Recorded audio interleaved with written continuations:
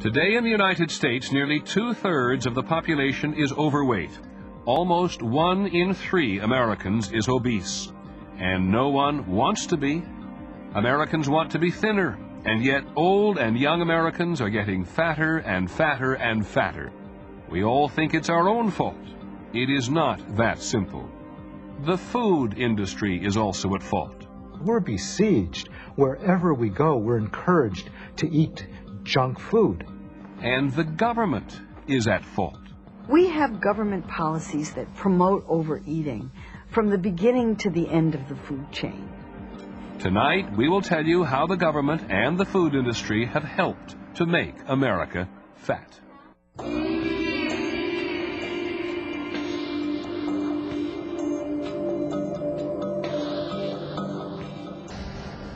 Today, American farmers produce for domestic consumption vastly more food than America needs, nearly twice as much. And the more food we grow, the more we eat. Abundance has become the enemy. If you want to understand why people eat the way they do, you need to understand the way agriculture works in this country.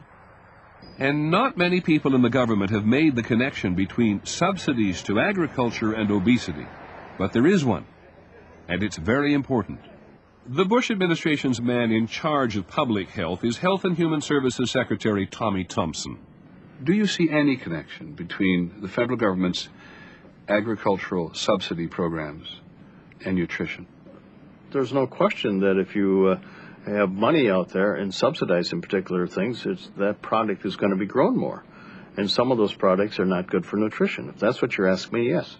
We wanted to see what the food pyramid would look like if it reflected where the government farm subsidies actually end up. Look at this.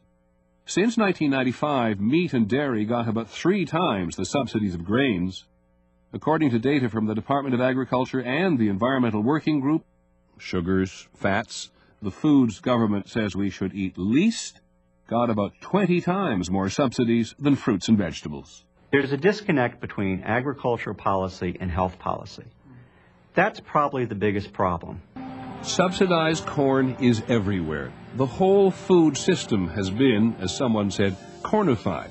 Corn is processed and put into thousands of products that Americans use every day. Americans consume nearly 3 times more corn in the form of corn sweeteners than they do in every other form.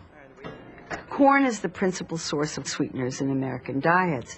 So what these subsidies do is to lower the cost of the ingredients that go in processed foods, particularly high-calorie processed foods, and they make those foods cheaper. As for fruits and vegetables, if Americans were to follow a healthy diet, the Department of Agriculture says that nearly twice the number of acres of fruits and vegetables would have to be planted. We're talking about huge agribusiness companies that own thousands, hundreds of thousands of acres. And these are, of course, the people who give the largest campaign contributions to members of Congress. Government subsidizes more food, which you would say, as the country's leading health officer, is bad for us, and subsidizes less those foods, which you would tell us are good for us and we should eat.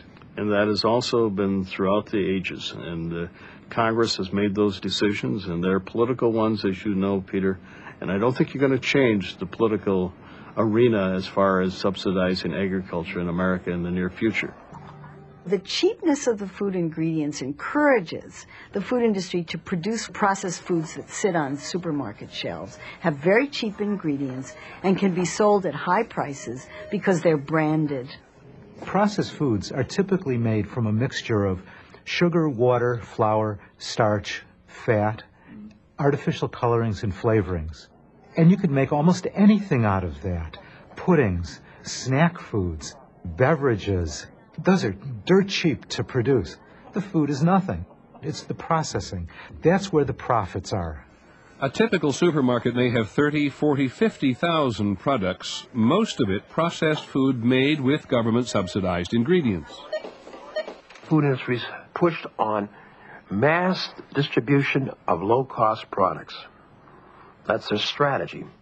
With obesity on our minds, we went to the Food Marketing Institute's annual convention in Chicago. This is where the packaged food industry unveils its new products. We couldn't quite believe what we were seeing here.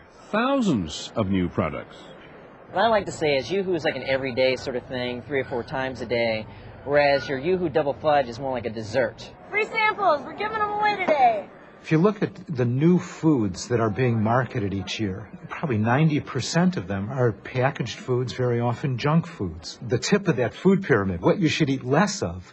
And the more of these top-of-the-pyramid, low-nutrition, high-calorie foods they introduce, the more of them we eat. In the 60s and 70s, we consumed healthy snacks. Kids consume milk, we consume fruit, we consume what you would think of as really good foods. What's changed in the last decade is we're consuming high-fat, salty snacks. That could be tortilla chips or potato chips. It could be kind of candies and desserts and so forth. We've really changed the nature of what we call a snack. Of course, what you eat is a personal decision. The overweight and obesity epidemics are a result of people choosing to eat more, eat larger portions, and eat more often. Don't you think the food industry is simply giving people the products they want? I don't think that you can talk about giving the public what the public wants without discussing the $33 billion a year that the food industry spends to try to promote that kind of want. Do we need anything else here? If you were going to design a strategy to try to get people to eat more food, you'd make food more convenient, you'd make it ubiquitous, you'd encourage people to eat more frequently on more different eating occasions, and you'd encourage them to eat larger portions. And all of those are deliberate strategies to sell more food. Obesity is not going to be solved through sheer physical activity. The food industry would like to blame everything on lack of exercise. Eat as much as you want, exercise it off. You have to jog for 15 minutes to burn just 1 ounce of potato chips. You have to bike for an hour to burn the calories in this soda. And this supersized meal at McDonald's has so many calories, you have to walk for 6 hours to burn it off. The problem is that most of the foods that are marketed to children are unhealthy foods. And the children are exposed to so many messages about junk food that the cultural norm around food has changed so that children think that they should be getting candy and cookies and chips and soda and these other junky foods all the time. The average American child sees 10,000 food advertisements a year on television alone. Most of those advertisements are for fast food, sugar-coated cereals, soft drinks and candy, and other foods dense in fat and calories. These are your members. Are you happy to hear those statistics? Well, I think that companies are trying to market their products responsibly. When you're putting together an advertising campaign, do you care whether the product is healthy or not? I care that the product has a positive role in a child's life. But you know what's less healthy. You know where asparagus and soda pop line up. You are absolutely correct that I am not going to get the same return on investment for a client in advertising asparagus and spinach to a kid as advertising some of the so-called less healthy products to kids. Guilty as charged. All the marketing to children is feeding an epidemic of childhood obesity. 15% of all children between 6 and 19 are overweight or obese, and that is nearly 9 million children. Many children already show signs of the serious diseases that result from being overweight. Our children eat so badly nowadays that a quarter of elementary school-age children already have high blood pressure, high cholesterol, or some other risk factor for heart disease. These are little kids, and they already are on their way to a heart attack. Very young children are now showing signs of type 2 diabetes, a terrible disease that was never seen in such young children before. The diet of many American children may already be condemning them to a lifetime of illness. 25 years. And since then, according to the Surgeon General, obesity among children and adults has become the most pressing public health issue in the nation.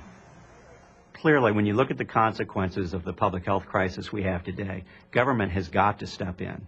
It's no different than tobacco was 20 or 30 years ago. We told people don't smoke. But until we really started to get serious about it and make changes, look at the escalation of health care costs associated with tobacco smoking. As we made this program, we often thought about how long it took before government recognized that smoking was a public health issue, and now it's obesity. Just think of the money it is costing the country. So how long will it take government to act? I'm Peter Jennings. Thank you and good night.